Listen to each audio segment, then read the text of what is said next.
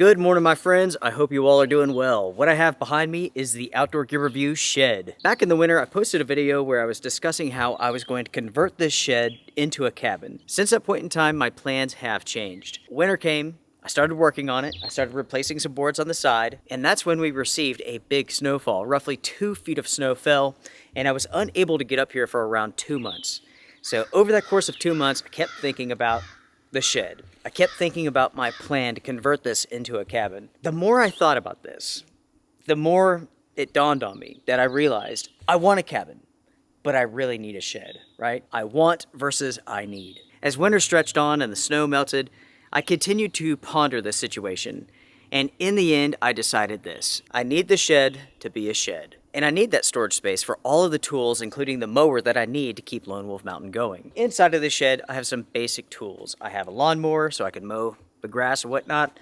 I have a couple shovels, a pickaxe, and so on. Ultimately, my reasoning was this. If I converted this into a cabin, I would then need a shed. Instead of taking this shed and converting it into a cabin, I decided to do something different. I've talked about this in previous episodes. At the turn of the century on Lone Wolf Mountain here, there used to be a mill, a lumber mill. That was down towards the bottom of the property here. Unfortunately, all of that collapsed and it's just a big pile of material now. It has a ton of moss growing over the top of it, and you can hardly even tell that it's there. It's pretty interesting. After that point in time, this became a farm. You may remember in previous episodes, the issue with the shed was that many of these boards here on this side specifically, they were rotting. And those boards were rotting because water runs off of the roof, hits the ground, splashes up on those boards, and they rotted. So when I began working on this shed, priority number one was to replace those boards, and that's what I've done. Replacing the rotten boards that were on this shed wasn't as easy as I thought it would be. Namely because this oak is super strong. It took an unbelievable amount of work to get the nails out. Let me show you how this is constructed. The outside boards have been attached not only to the frame, to the structure of this, but also to these cross supports here. In other words, everyone, these boards were nailed to locust and also to wormy oak. All of this stuff is super old, super hard. The boards themselves, 1 inch. These boards here, the cross supports, 1 inch. The nails were 3 inches. So they were hammered all the way through and then bent. To get those nails out, I had to come on the inside here. I had to bend the tips, straighten those out, hammer them out as much as I could. Then I went to the other side.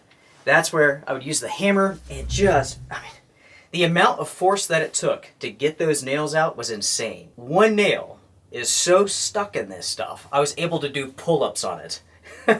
Susan said that she looked over and I was over here just doing pull-ups. I would have to pull myself up and just basically use my weight as leverage to get those out. Some nails simply did not come out. I had to come into the inside here with my hammer and just hit those boards as hard as I could.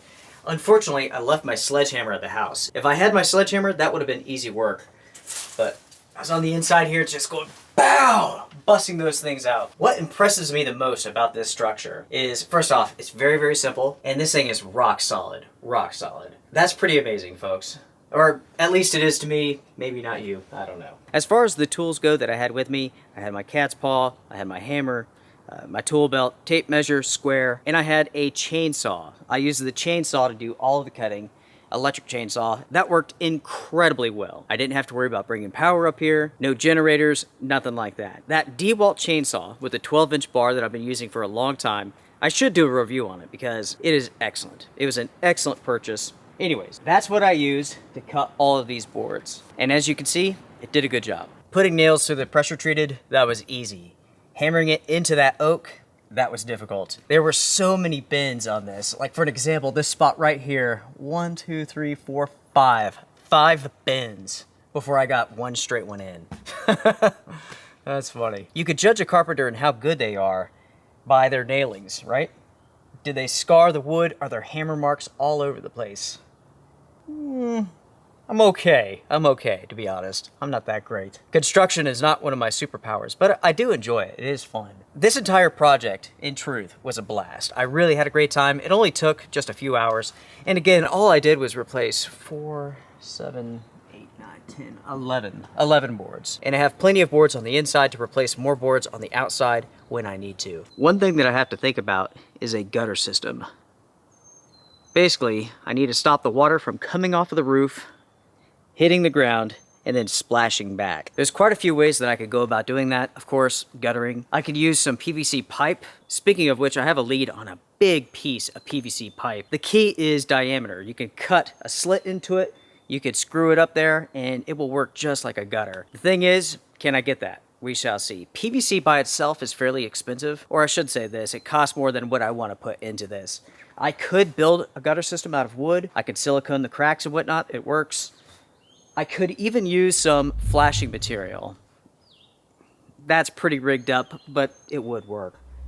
Something else that I could do is forget the gutter system and put flashing down at the bottom and basically just create a barrier. Flashing is rather inexpensive, so yeah, that is an option. I could get 2 10-foot rolls that are roughly 2 feet wide and then just tack it on, and that would work. That would work.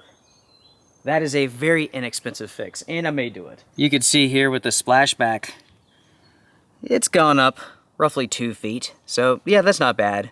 If I was to do a 4-foot section here, that would give this shed a ton of protection. When it comes to the pressure treated that I got for this shed, I had some difficulty finding what I was looking for. I was looking for some 8s, some 6s, and some 4s, all 1 inch thick. I could not find the 8-inch ones at all, completely sold out. But I did find 4 and 6, and that worked well enough. All of the boards that I got were 8 foot long. And I went with the least expensive pressure treated that I could find. I did not go with appearance boards because who cares, right? In total, I paid roughly $200, and I have roughly 25 boards. Without a doubt, the price of wood is high, but luckily it has gone down some, so. In addition to the boards that I replaced on the other side, I did treat this with a pesticide to kill the termites. The termites have been slowly working their way from the bottom up. So I've taken care of that. I also put out some bait. Will that stop them for good? No. Will it help? Yes. When it comes to the tools that I keep inside of this, they're worth nothing. This old lawnmower, who would want it? And the other tools, pretty simple stuff. Something else to consider is that there's no one around me that's all that close. That is a benefit to Lone Wolf Mountain. I am surrounded by nothing, by forest, and that's exactly the way I like it. Anyways, talking about the cabin. There is going to be a cabin here at Lone Wolf Mountain. This is something that Susie and we talked about for a long time. Basically, during that big snow event, and while we couldn't get up here, we discussed this, and we researched. And we came across something that would basically work really, really well for our needs. It is being built right now. It is portable. It can be moved from location to location. It is pretty sweet, folks. It is pretty sweet. I think you all are going to like it. It should be here in a month or two. I'm not exactly sure about the time frame. Plus, with COVID and all that stuff, everything's so far behind. Plus, I think it's going to give a lot of people a lot of interesting ideas. It will be an interesting option for people who don't want to spend a ton of money, who basically just want to have a piece of land and some sort of like home base on it. You might be wondering whether or not I will do any further overnight adventures inside of this shed, and the answer is yes. Yes. I love this shed. I think it's really, really cool, and I love camping in it. It is a ton of fun. Make sure to comment down below and share your thoughts. What do you all think of what I've done here to the shed? And also, what do you think the cabin is going to be? It is not an RV, I can tell you that. It's something else. Everyone, I appreciate you all very much. Thank you so much for everything, for watching this episode. I can't wait to read your comments. Until next time, take care, be well, strength and honor. See ya.